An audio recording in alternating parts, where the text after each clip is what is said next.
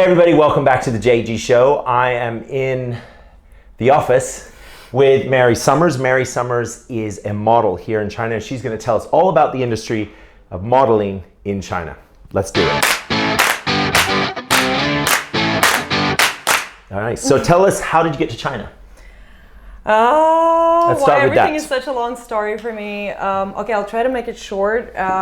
So I was studying in the UK, and I was finishing my university, and I was initially supposed to either stay in the UK or go back to Russia. I'm from Russia, and then I saw, doing your degree in the UK? Yeah. I was doing my master's. I spent 5 years in the UK. I was doing my master's at the end, global media. And then I was trying to settle down there, but it was so hard. And then I found this advertisement. They were looking for interns to go to China from Europe. From Europe, okay. And then I was like, that would be interesting. So I applied for this internship. They found me an internship in media.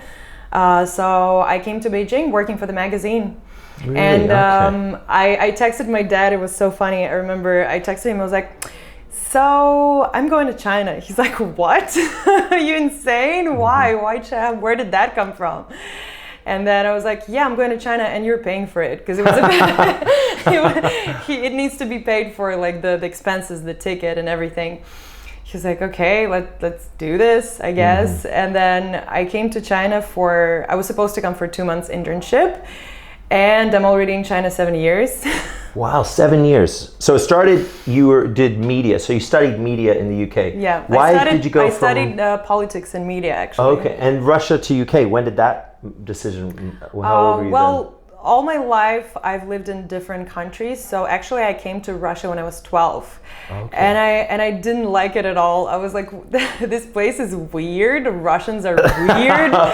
It was, and as a Russian, yeah, you know, my family, I was pretty lucky because my family is so modern. Like the way they are, it's so Western international, and so fast forward. Yeah.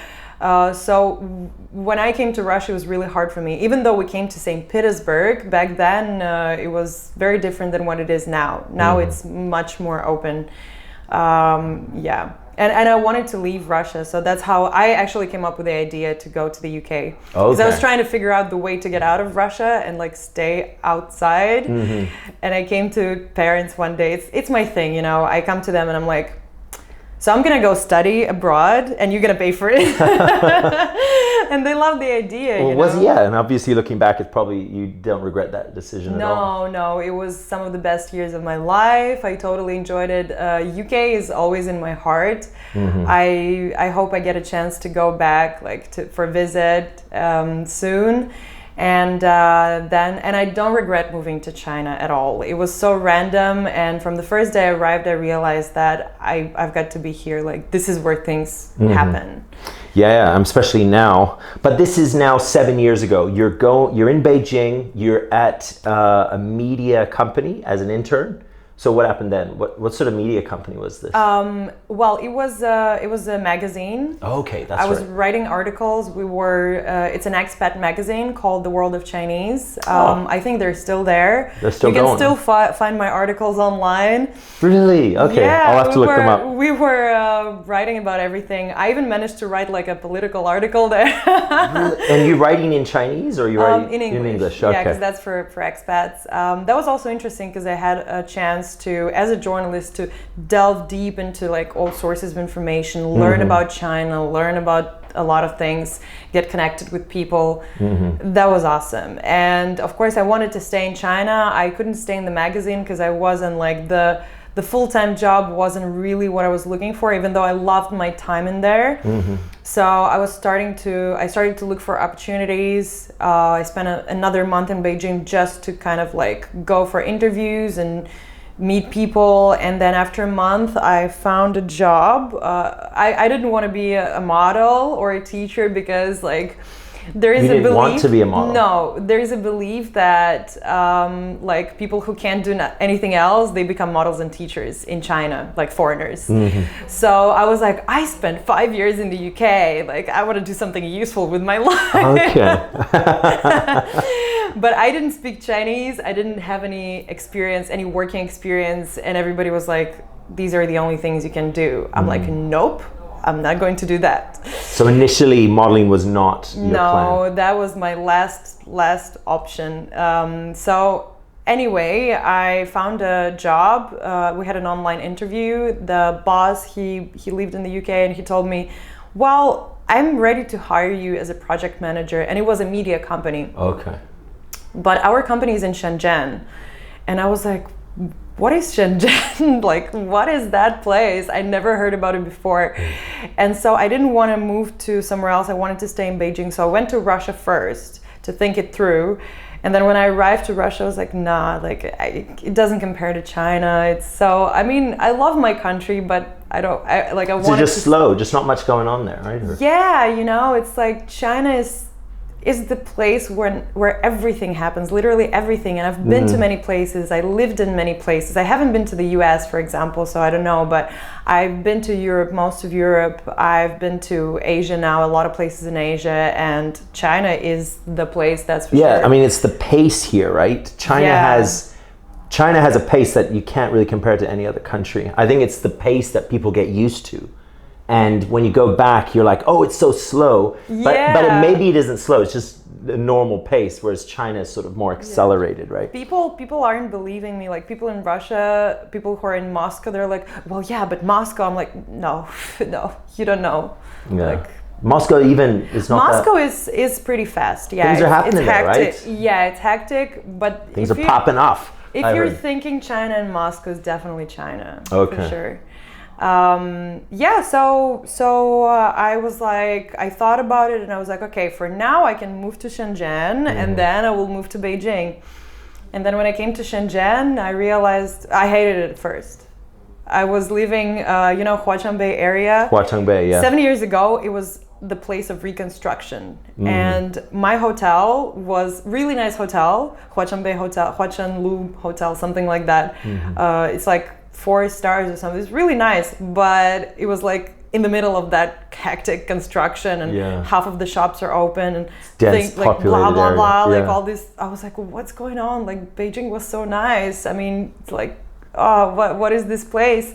And I didn't know anybody at work. I couldn't connect to anyone, on a personal level. It was like. And it's still a media company, right? And it's like, not a magazine though. No, it was like a TV post-production company. So it's a lot of post-production, working on a computer, dealing with documents, and now I understand. Looking back, it's not really my kind of work. I need to work with people. I need to constantly be communicating. So I hated it, and then I went from hating the place. So 2 weeks later, I had a housewarming party in my new apartment with a bunch of friends. Half of these friends came from friends from before, some of the friends from the university, from Guangzhou. Some people came from Beijing. It was insane. And from then on, my Shenzhen journey started, and I was working for that media company for half a year. Okay. And then modeling kind of crept in. No, not yet. Not yet? I'm waiting for the modeling to sneak in.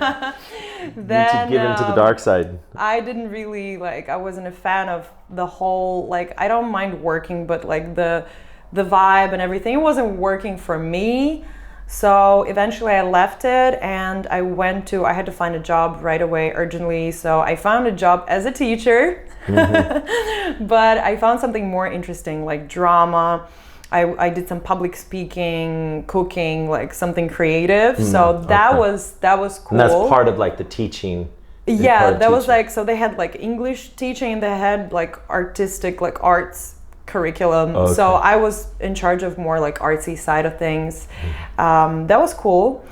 But eventually it's a very challenging job, and eventually I realized that it's taking too much of my energy. So after 9 months, I was drained. I couldn't go out, meet my friends. I was in that loophole of I couldn't do it anymore. So I quit again. And my dad was so disappointed. He was like, you quit, you always quit. I'm like, but I don't like it. I don't see a point of pushing myself when I see it's not working for me 100%. I know it's not working for me. Why do I need to waste my precious time and my precious energy for that, and my precious youth, And then eventually everybody was like, just do modeling.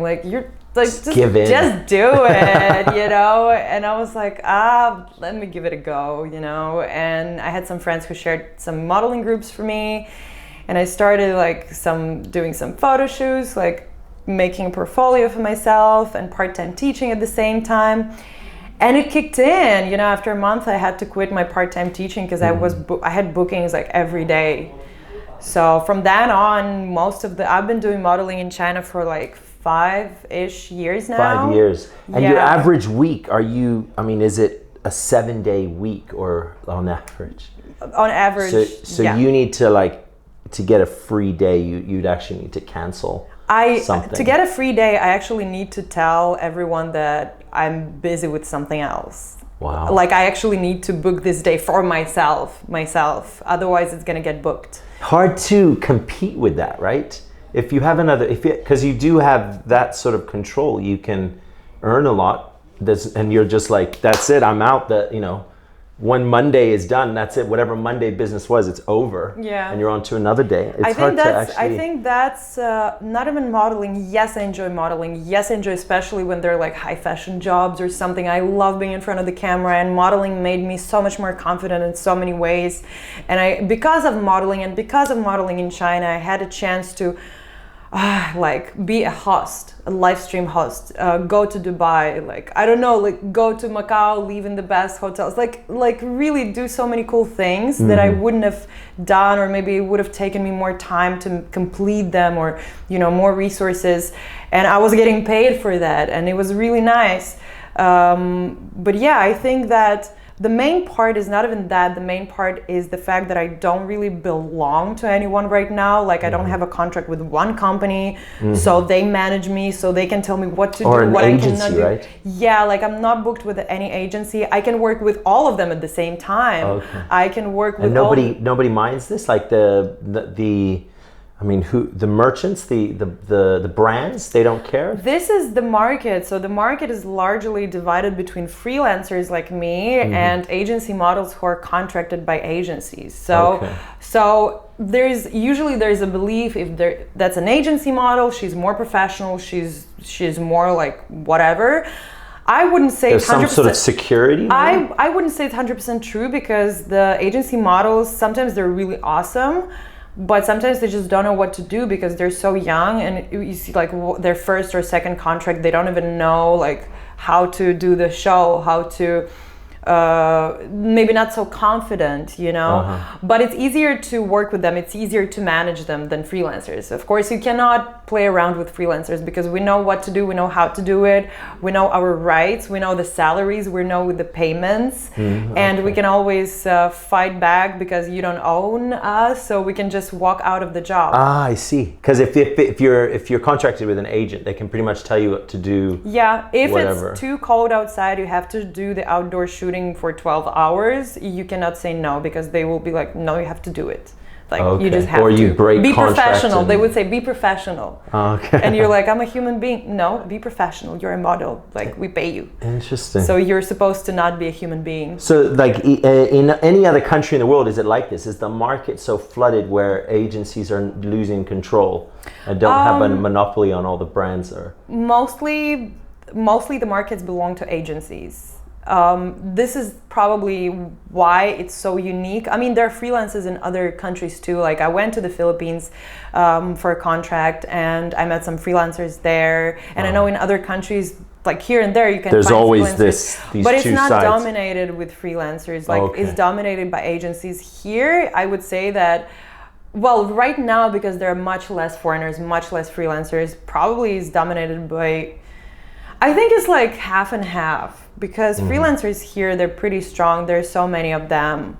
Yeah. And wouldn't ones that were in an agency, they would come here, their contract would be up, and they'd just be like, I'll just stay, I'll switch. Yeah, it happens. So in a sense, the standard is maintained. It's just there's not a middleman anymore.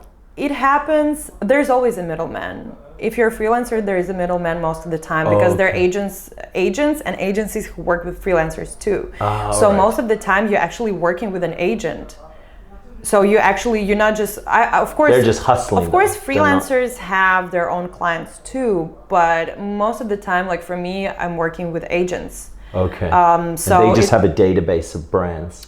Yeah, Or they brands have their own clients. They have database of models. Sometimes they present us as part of their agency, you know. I see. That's Okay. fine because It's just the China hustle then. yeah, that's okay. The point is that you don't belong to one agent or one company, and they cannot control you. So like they book you for one job. Of course, you're supposed to be, the better job you do, the more chances that this booker will book you again, this client will book you again. So it's up to you. It's like you need to do a good job for yourself. But in case if something goes wrong and they really don't do their job and they neglect you and they like treat you really badly, you can just walk away.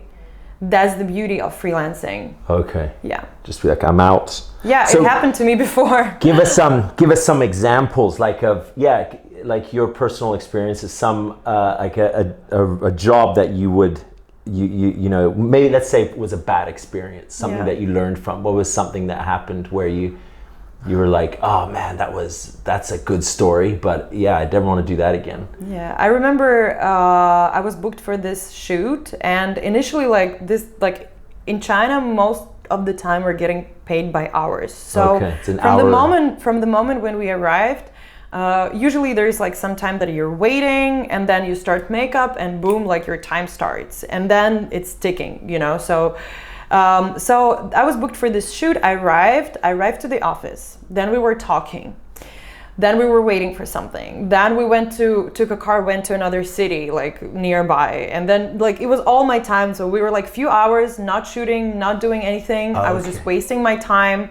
Then we arrived to the studio and we started makeup, and they gave me a script. And I was like, what is that?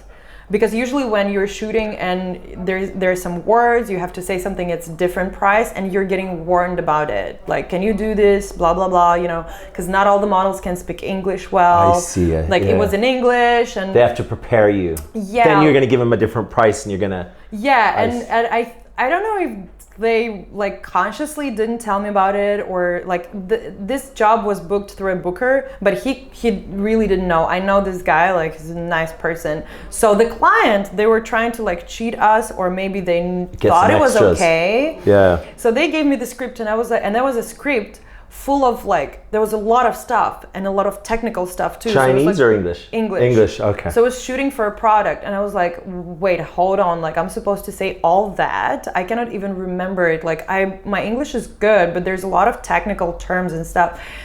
And so anyway, I was like, okay, I will do it. I'm a professional, you know, and actually my memory is professional. good. Be professional, Mary. Yeah, like my memory is good, so I can remember it. Like it's okay, I'll just memorize it. And then there was just, in general, there was a lot of attitude going on. And eventually I just got up. I was like, stop giving me attitude. Like, I'm not gonna shoot. And they were like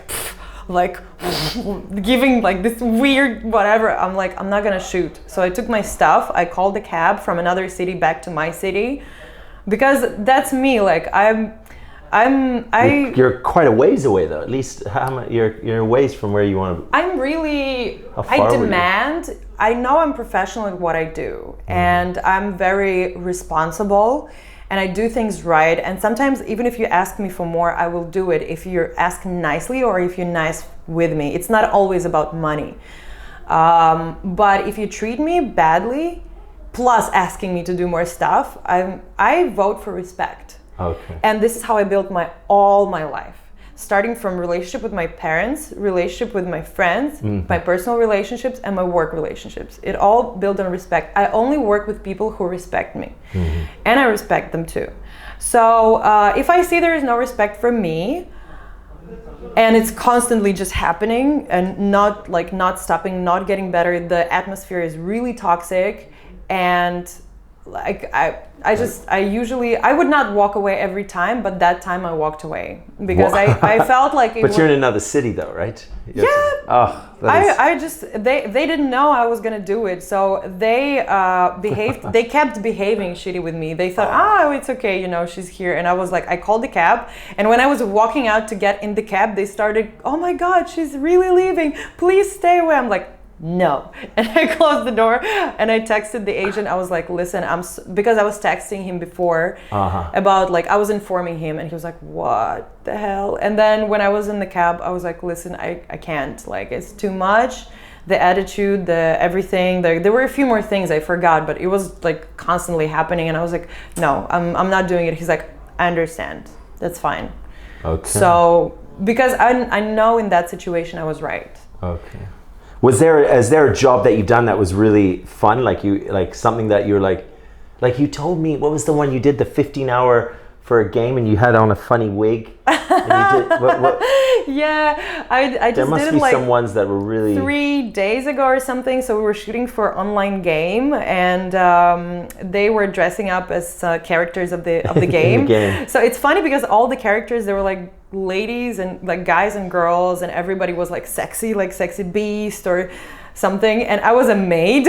Yeah, right. I looked like a 16th century like maid with a blonde shirt, wig. It was so weird, but it was funny because actually I was also one of the main characters. So we were actually, it felt like actually being in a movie because they were shooting like some long advertisement / campaign / thing.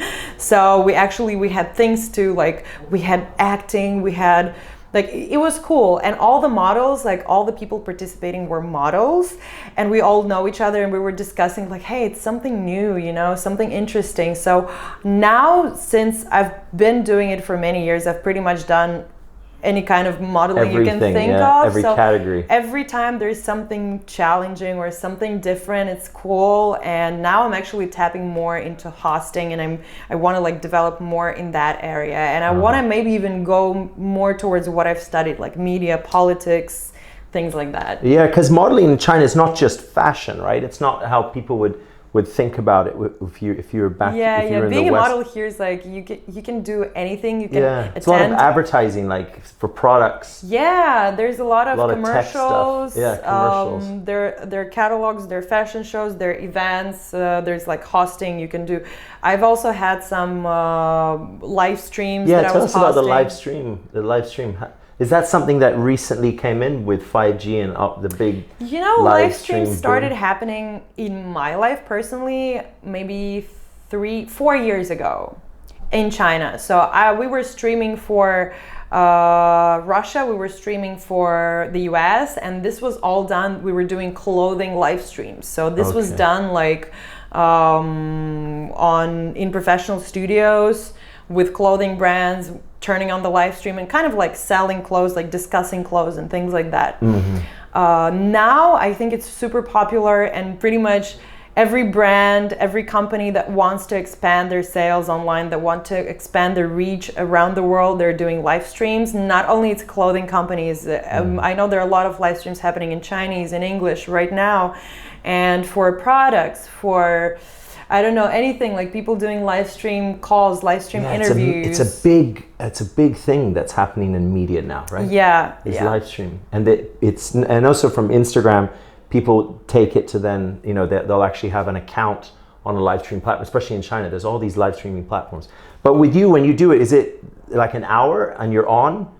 And you're just on? Is it a full hour? You mean for my job? Yeah. It depends. What would you do on live stream? It really depends on the client. It depends. Like usually when you're doing live stream professionally for a client in the studio, they would have several phones to stream it on several platforms. Oh, okay. I've seen those pictures. Yeah, and there's like all these phones. The first few live streams I did was for AliExpress. So they would just have like a camera or like a phone, and they stream it just for AliExpress. Like the ones I'm doing right now, I'm working for Zaffle, and they're streaming for different platforms right away.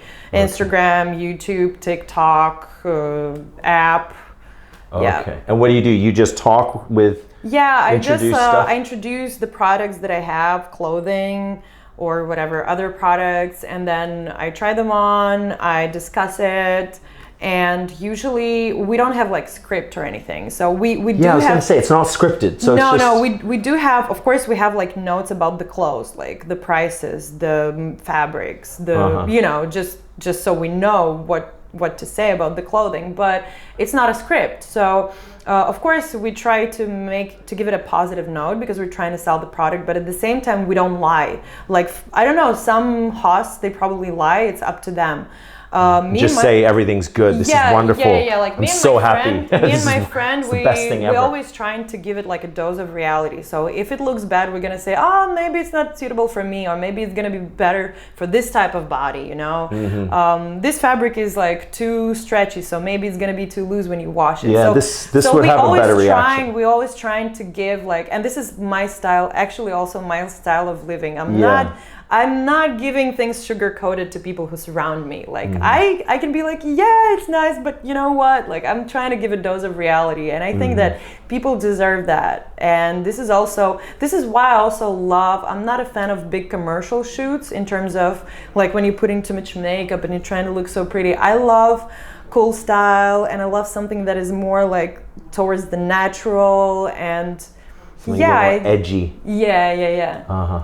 Yeah, because that actually does work when you are too, like, when you encourage and are so, excited about the product. It's sometimes people see it as being fake. You have to be a little bit negative, and then people are like, okay, it must be okay, right? And you have to be genuine, because it's not only that people feel that you're genuine in person, people feel it through the media as well. People feel it even online. Yeah. Even like, I don't know if you've ever had this feeling when you're listening to music, like you listen to some songs and you're like, yeah, this is really like, I can feel the emotion. Some of the songs are just plain. So even when you're recording your voice, you can still feel it. Even if it's like you're playing it 100 times, you can feel, is it like genuine emotion or is it fake? Yeah, okay. Yeah, that's right, I suppose. With your live streaming, like you have a very good talent for this, I think, is this being on the screen, right? Is that something that a lot of other models have, or is that something that's unique? I think it depends from person to person. Right? I think, no, not really, because I know that some companies, I know that the companies I'm working for, they're trying so hard to find models, and it takes them time. Because models, yes, we know how to work in front of the camera, but being a host is a different thing. Very different, especially when you're doing live streaming. I would say it's worlds different. You have to be so confident with yourself. Yeah.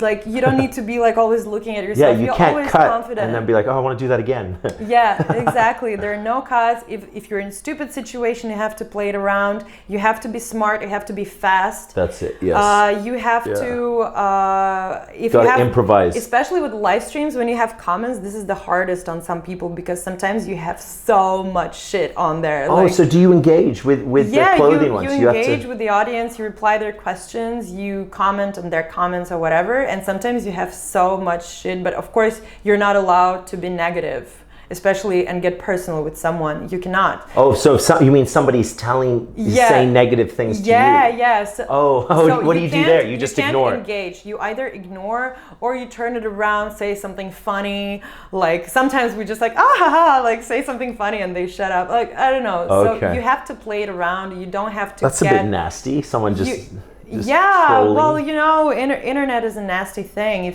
I've seen this TED talk about suicides, teenage suicides, and the growing numbers of that, just and the problem with that, and mostly it's because of the internet. The online bullying is a big issue right now.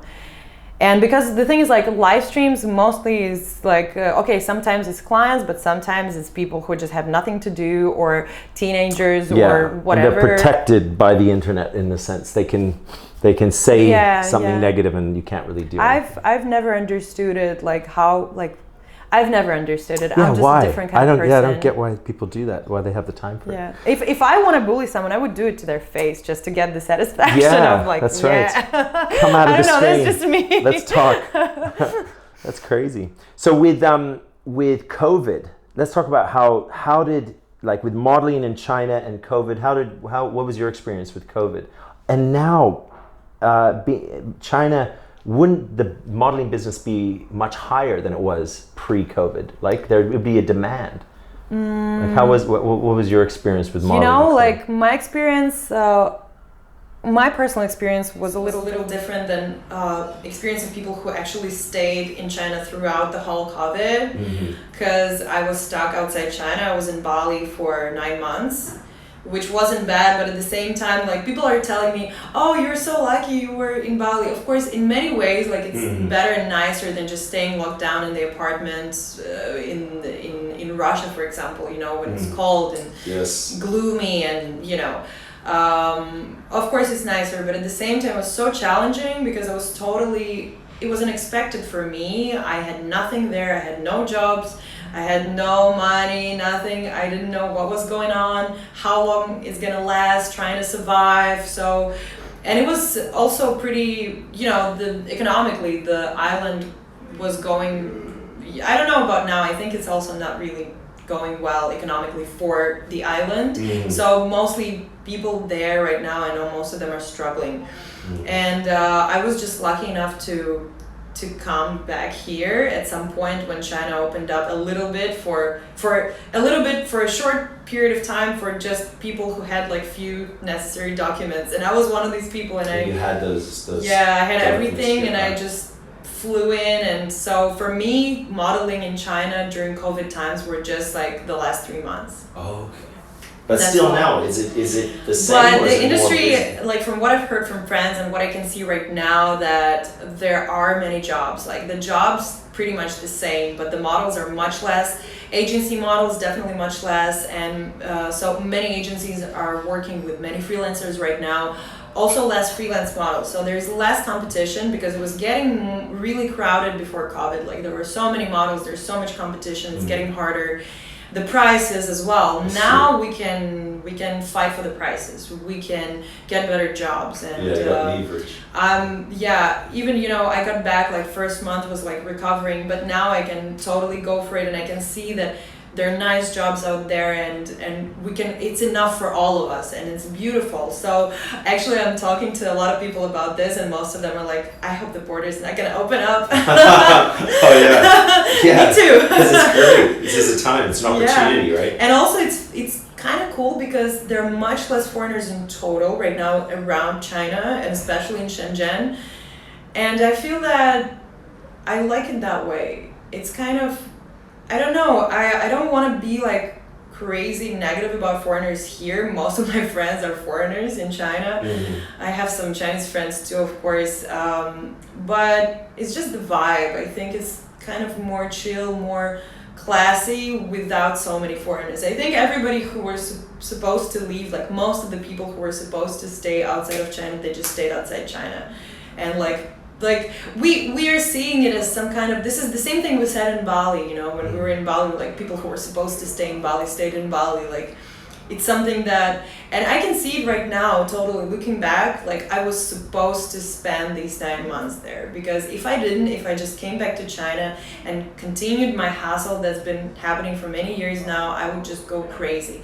And many of my friends who stayed here and who've been working every day, some of them had like mental issues. What do you mean? They're just working too hard? Overworked, tension. But they can cancel days, right? They have the. It sounds easier than, you know, when you have people calling you and like, hey, you can earn like $1,000 just for one job tomorrow. $2,000. You're like, yeah, of course. You know, I'm gonna do it. Like you're not gonna say no. Yeah, you can't say no to money. That's right. So, and especially considering the whole situation, people losing jobs outside of China, most of the countries are you know, economically really doing really badly. It's hard to say no. And here you have jobs, of course you're gonna say yes. So many people have been having breakdowns, and understandably, you know.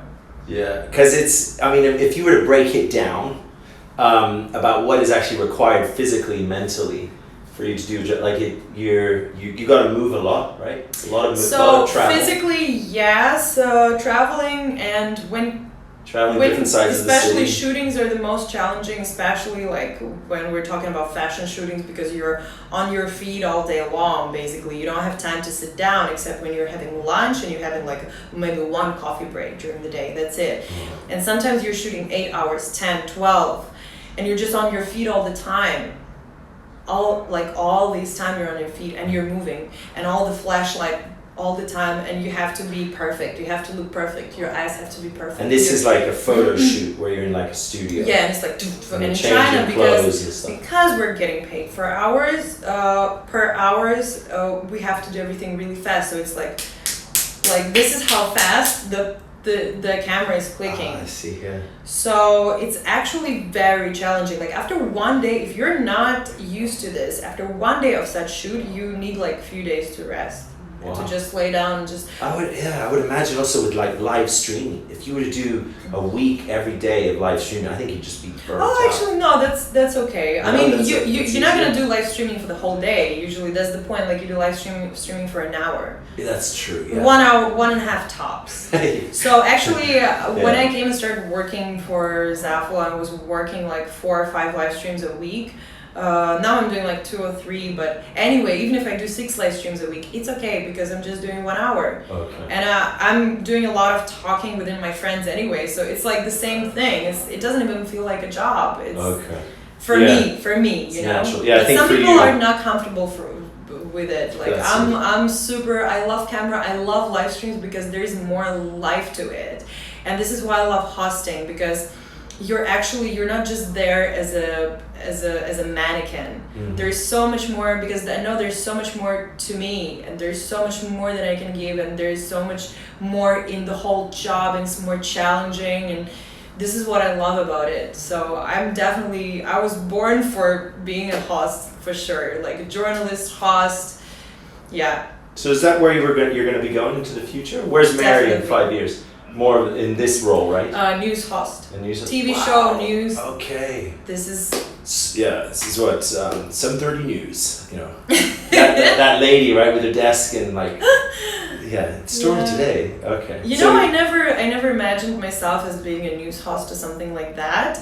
But I've always imagined myself as someone since I was little, as someone who's getting a lot of attention. So that's for sure. And then my family were like, maybe you should be a journalist. I'm like, I don't know. I didn't even understand the whole specter of like what you need to do when you're a journalist. Yeah. And then when I had a taste of it, when I was writing articles, I was like, that's actually pretty cool. It's interesting. You get to talk with people, you get to communicate, you get to like create.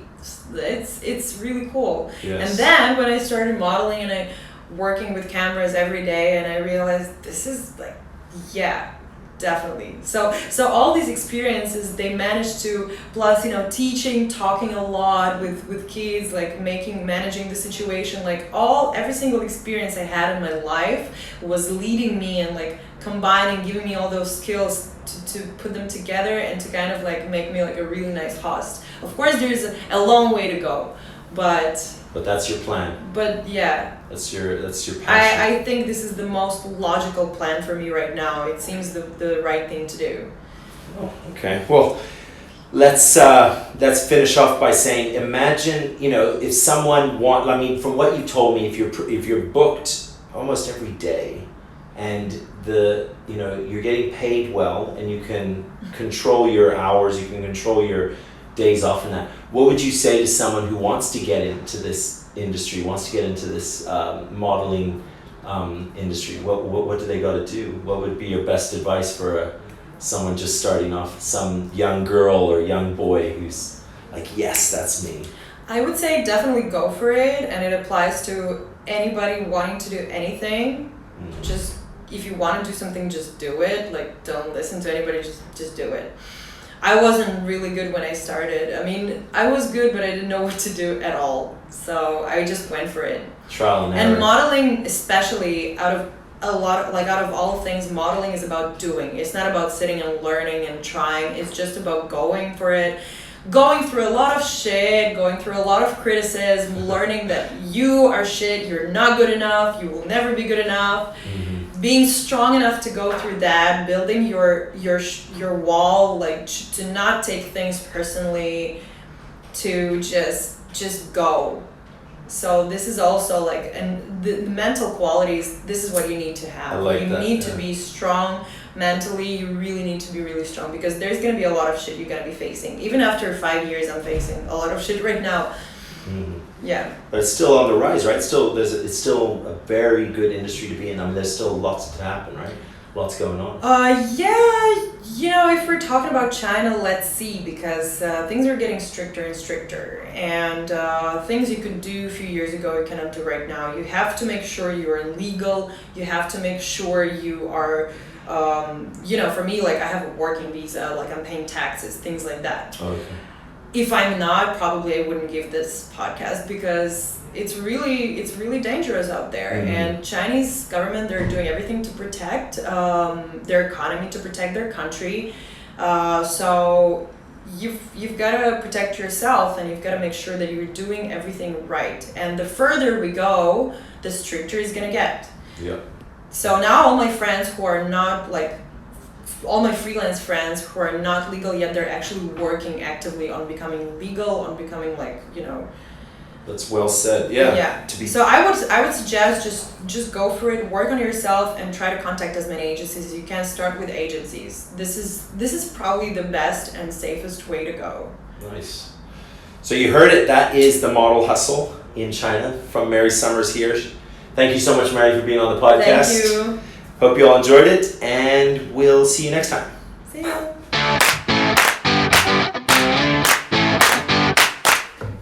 I did a little live stream here. Oh, nice. How did that go? I don't know. Let me check if I had any questions or something. There were just a bunch of people joining. Let's see. Hey, dear, good to see you. Oh, nice. I know this guy. I had a podcast with him in Bali. Nice. Long time, Mary. Oh, I think this guy, we used to do MMA together. Yeah, Bali is just... Hi, Mary. Hope you remember me. You look pretty. That's my friend from India. Oh, my God. That's so cool. So many people joining. That's it.